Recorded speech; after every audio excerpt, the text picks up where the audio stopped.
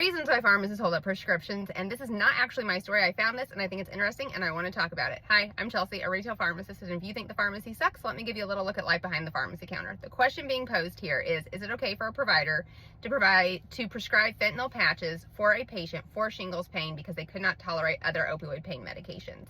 Really quick, fentanyl patches are only indicated for chronic pain in non-opioid naive patients.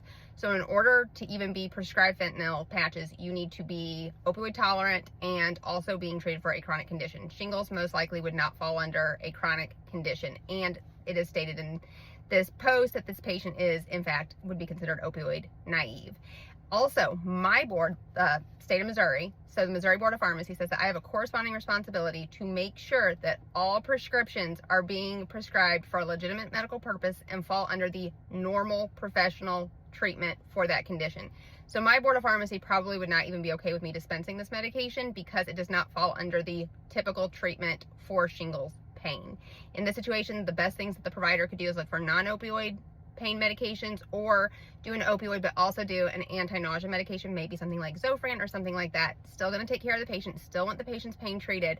However, at the end of the day, I don't think the pharmacist was able to fill this prescription because it would not be in her patient's best interest.